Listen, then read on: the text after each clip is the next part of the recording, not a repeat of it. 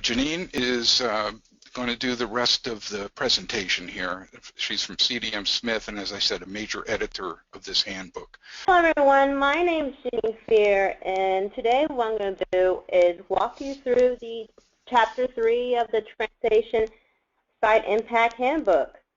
And I'm also, while going over the chapter, going to go over all the legislative changes that occurred this summer that basically impact certain portions of this handbook as well.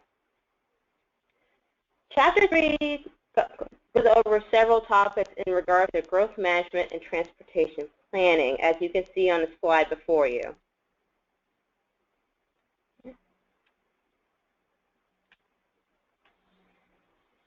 What we'll cover today is several sections that are found within Chapter 3, and they'll be appearing on screen as I talk. Basically, Chapter 3 goes over comprehensive plans and comprehensive plan reviews. It will also go over the statutory requirements for which impact not only the elements but how comprehensive plan amendments are developed and looked over.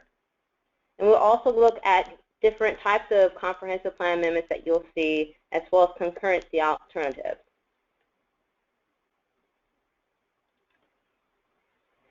So, Chapter 3 is set up to first provide guidance.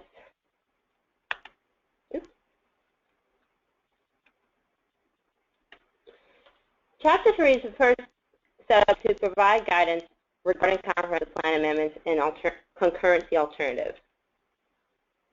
Each section within Chapter 3 provides a brief introduction of those concepts for specific topics, and then gives more additional detail to help reviewers as well as interested parties to understand different topics like sector plans, rural land stewardship area, things like that. Within each section of Chapter 3, you're going to find several hyperlinks that Gary was talking about. Those hyperlinks are there for you to help as an additional learning aid, just in case you have additional specific questions regarding certain topics.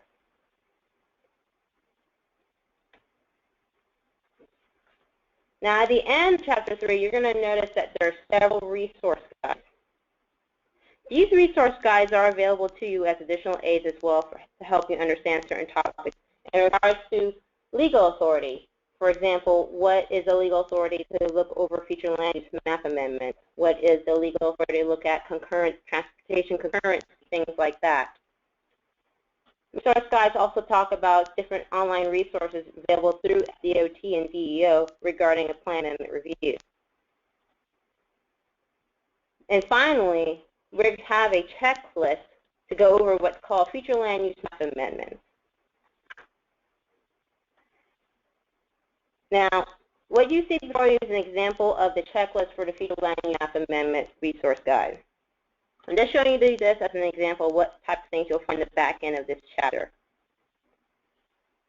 You can see on the slide for the checklist, it first talks about whether you look at whether the amendment correctly identifies the study area as well as what type of impact this amendment might have.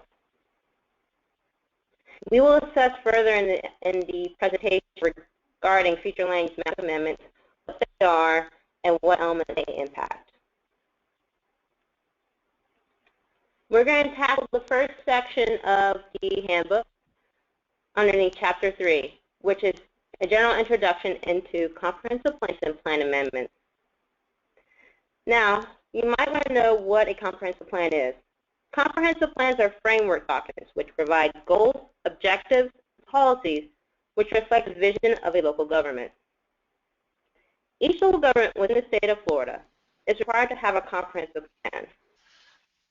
I'm with Florida DOT. We were doing lots of training on growth management and had gotten out there, created lots of good guidance, lots of good training, and then 2011 came. There was a series, this is when the land planning agency was still called the Department of Community Affairs, but they came around the state and did a lot of teaching sessions, and most of you, I understand that in 2011, what we did is we stepped back from as much control as we had over DOT over local governments and the concurrency issues, and that we were told to refocus on the important state resources. Now I'm going to let Janine come back in, and I appreciate it. Thank you, Gary, and I apologize for being a little absent right there. All right, so before technology attacked me, I was just briefly going over what a comprehensive plan was, and I noticed when I came back in, Gary was giving all of you a little bit of a brief history of what has occurred around 2011. And just what happened was, prior to 2011, we had what was called the Growth Management Act. After 2011, we saw massive changes to this Growth Management Act, and it was named the Florida's Community Planning Act. Part of the changes to this act was the restructuring of the state agency's role in regards to growth management, in particular for us, transportation planning. So let's get back to comprehensive plan. So I was just briefly saying what has happened with 2011. In regards to what comprehensive plans do, they give a vision for a local government, usually between 10 to 20 years. Now, some comprehensive plans could have multiple planning timeframes, and that could depend on various pieces of the elements within the plan having different planning horizons. Like, for example, sector plans, which we will talk about later in this presentation, usually have different planning time horizons than the actual comprehensive plan they're adopted into. Some can have planning horizons for 50 years, one or two. I remember off the top of my head actually have planning horizons for 100 years.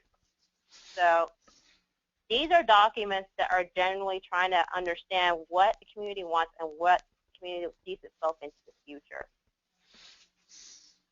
In general, there is a bare minimum of 8 major elements for inland counties in their comprehensive plans and 9 major elements for coastal counties. And that's because there's an extra element called coastal management element required for counties that are along the coast. All elements within a comprehensive plan are required by state law to be internally consistent with each other, as well as consistent with specific statutes identified in the handbook under Chapter 163, Part 2, Florida statutes. Now, of the major elements that I was just generally talking about, we're going to hit upon 3 throughout this entire presentation. That is the future land use element, the transportation element, and the capital improvement element.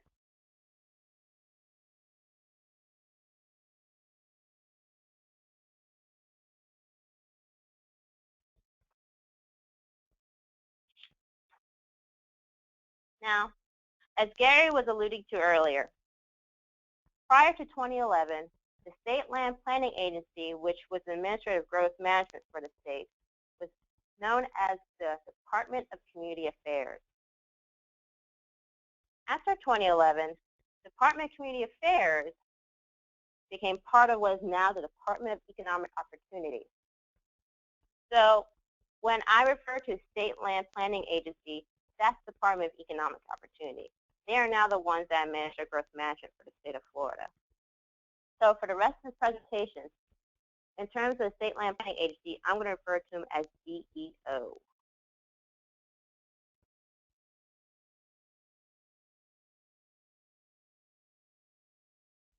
Now, DEO is not the only state agency that is involved with growth management. There are others such as FDOT that's also involved. And FDOT is involved from the transportation planning side of it. Under Section 163.31.84 Florida statutes, it defines all of those agencies such as FDOT that would be coordinating with DEO in terms of comprehensive planning. FDOT has a published procedure number 525-010-101-D, that covers the review of comprehensive plans for FDOT staff. Now, this procedure identifies areas of focus for DOT comprehensive plan reviewers, as well as identifies coordination and submission procedures